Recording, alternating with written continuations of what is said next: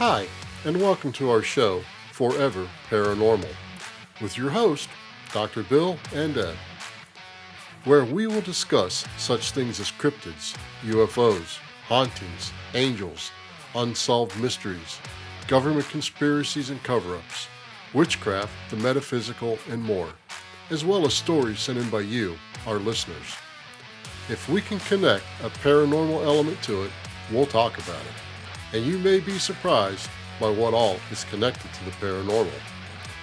Please don't forget to follow, rate, and share the show, since it would not be possible without you, our listeners. And as a public service, we would like to let everyone know that you are truly never alone, even if you think you are.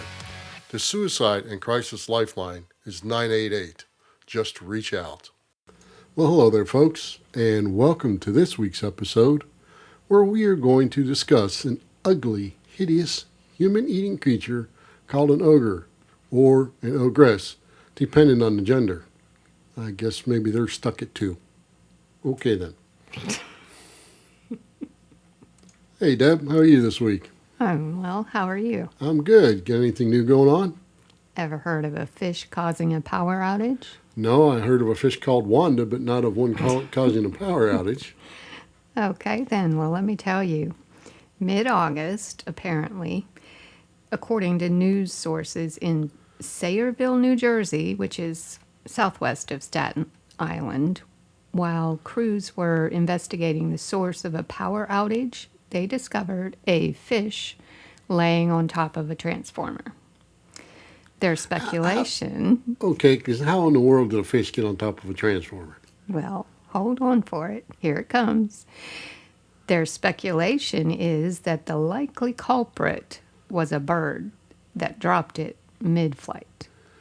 It must have been a big fish. Must have been. And therefore it must have been a big bird. Because apparently the outage was a large area of this town. I don't know how big the town is, but... Pretty wild. Yeah. Pretty wild. I have to weird. admit that. Yeah. That's a cool one. Thanks. Yep. It's cool. Mm-hmm. Okay, so, well, Deb, when you suggested the other day the topic for this episode, I really hope you weren't meaning for us to talk about Shrek and Princess Fiona. I mean, yeah, it's a classic and a great movie. But even Puss in Boots isn't as cute and innocent as in that series of movies. Of course not, but the characters are green. They are funny looking. You have a talking donkey.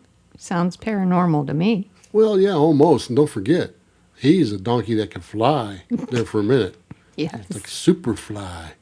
But, I think he couldn't fly after they stayed up all night telling manly stories and making waffles. Something like that. Waffles were for breakfast. Yeah. But now where did the legend of ogres even originate at?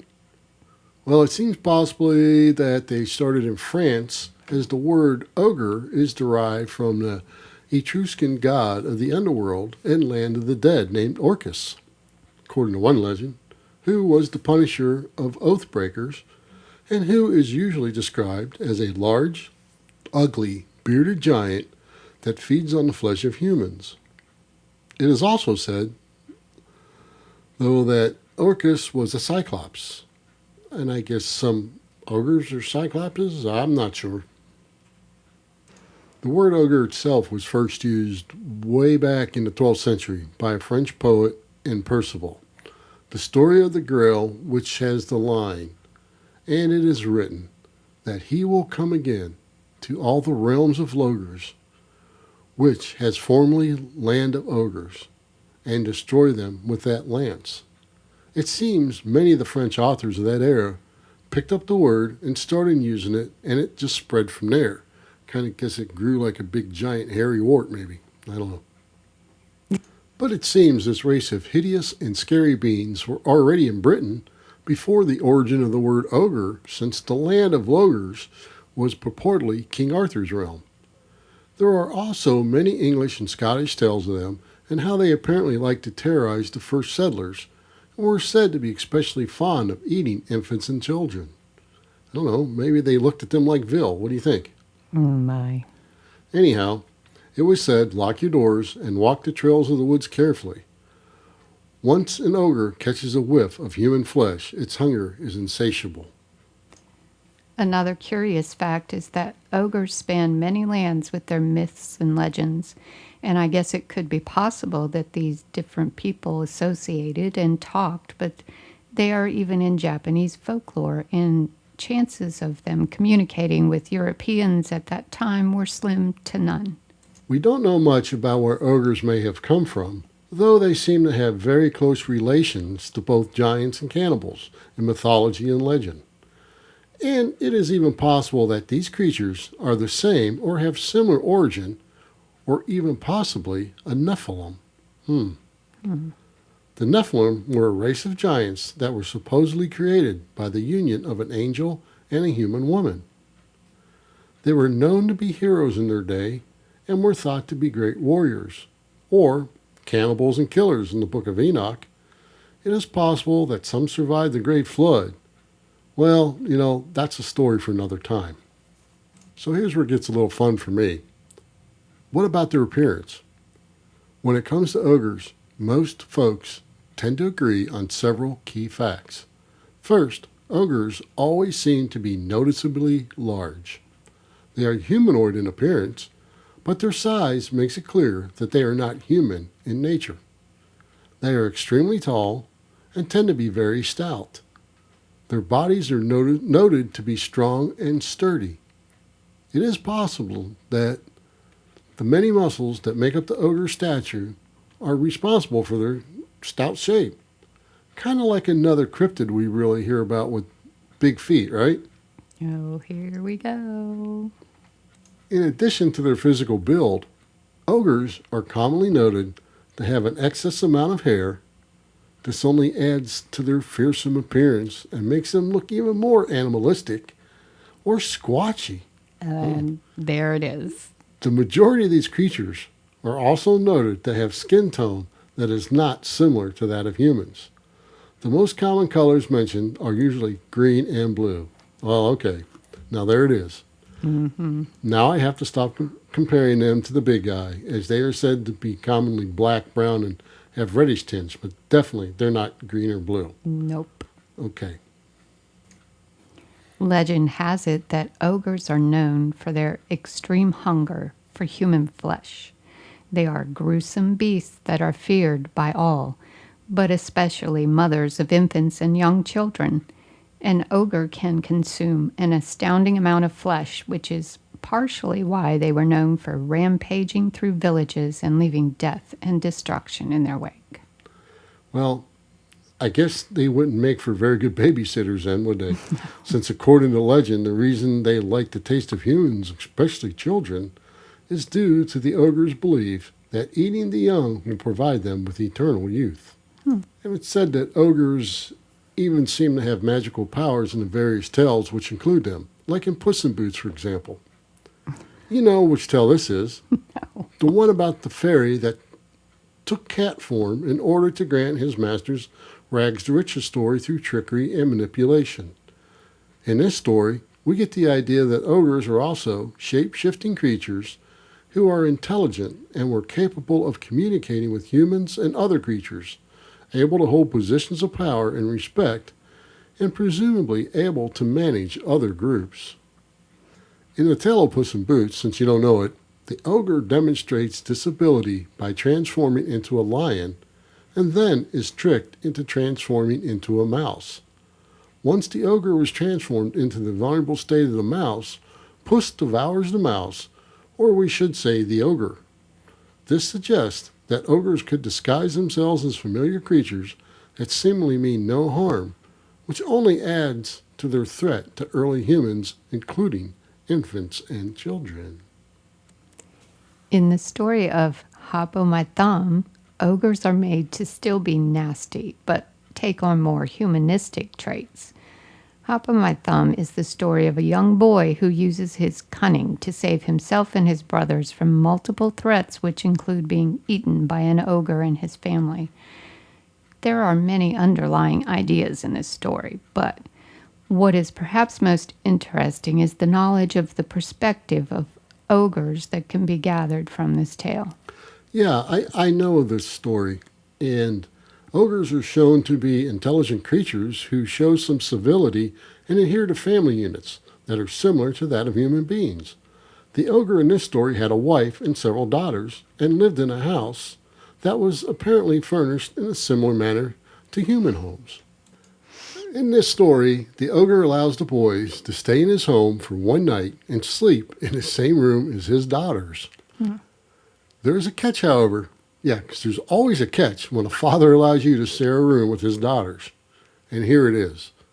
The ogre gets up in the middle of the night and attempts to kill the boys in their sleep. With shrewd anticipation, Hop-O My Thumb and his brothers are able to avoid this by tricking the ogre into killing his daughters instead. Okay? Were they in the same... I don't know. I don't want to go there. He chases the boys through the woods the next day seeking revenge, but quickly grows tired and falls asleep under a tree. Hop-O My Thumb steals the ogre's boots while he is sleeping and discovers they are magical. He uses the boots to live happily ever after and make a fortune for himself and his family.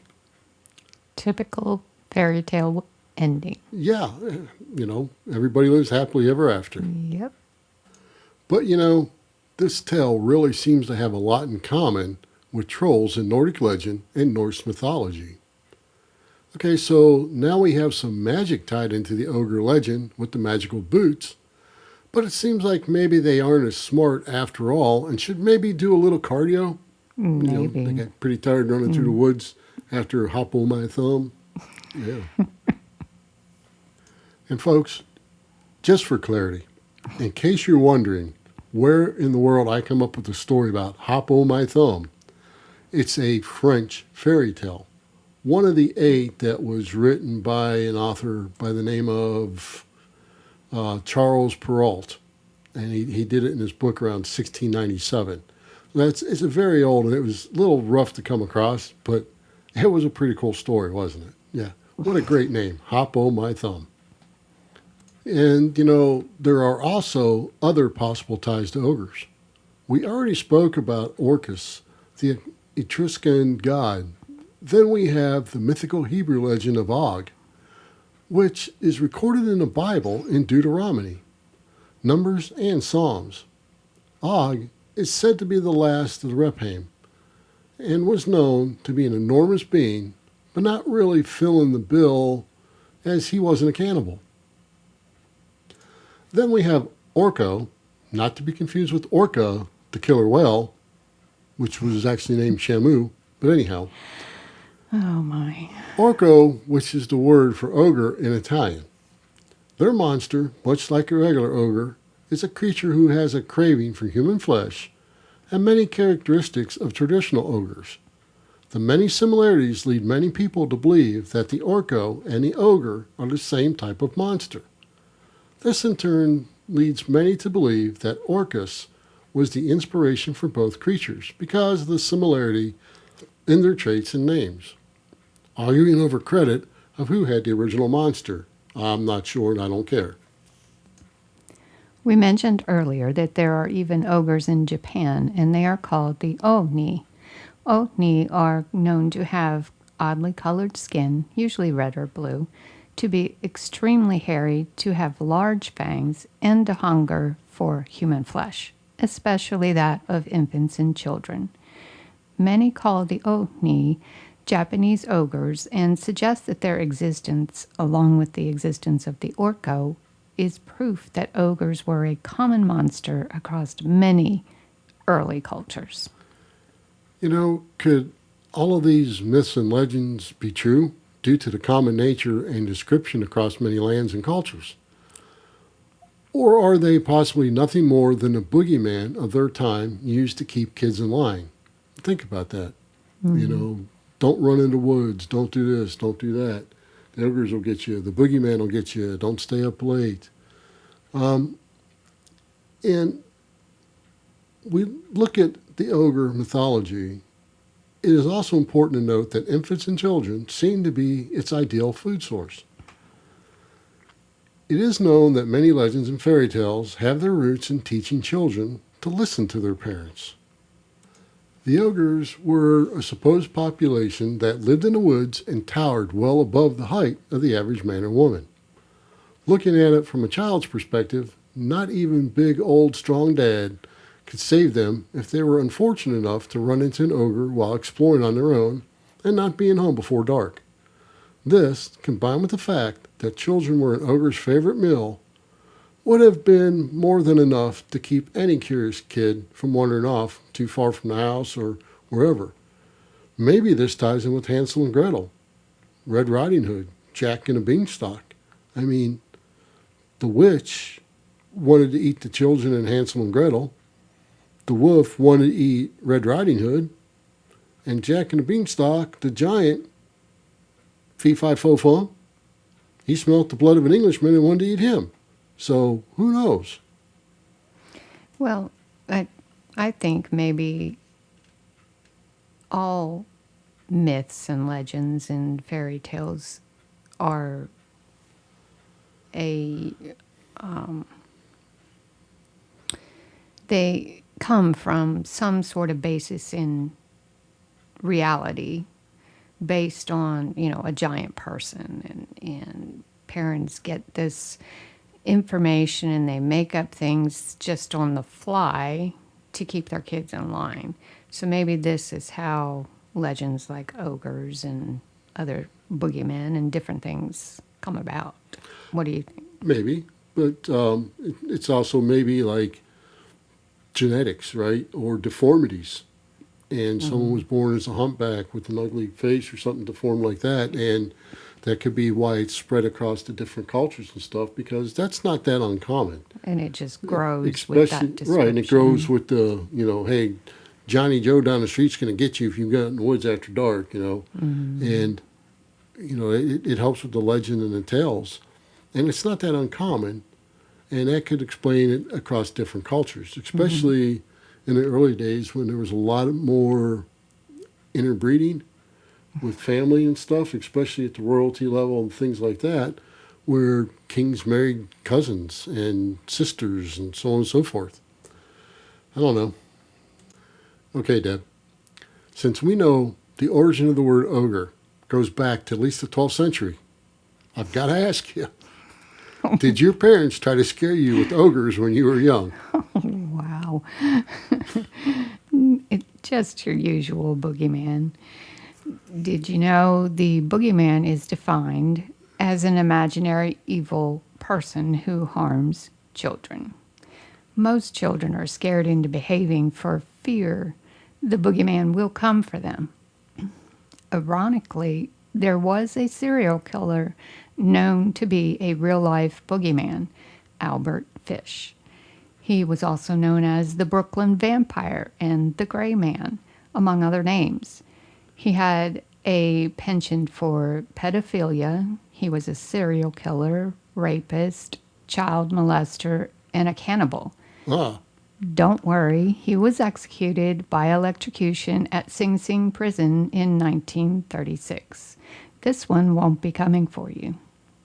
Well, that's pretty good to know. And I thought The Brooklyn Vampire was a movie that Eddie Murphy did. And The Gray Man was something else altogether. Yeah. Because there are some stories out there about the Gray Man, and we're probably going to talk about them one day. I think that's Grey. This is Gray. What's the difference? Gray is gray. I don't know. Gray is gray, right? So anyhow, what about you folks? Let us hear your thoughts. You can leave us comments on our Facebook page at Forever Paranormal, or send us an email at admin@foreverparanormal.com. And with that, thanks for listening. And until next time, when we discuss another tale yet to be told. Thank you for listening, and remember to like and share the show. We would also appreciate a 5-star rating wherever possible to help new listeners find the show.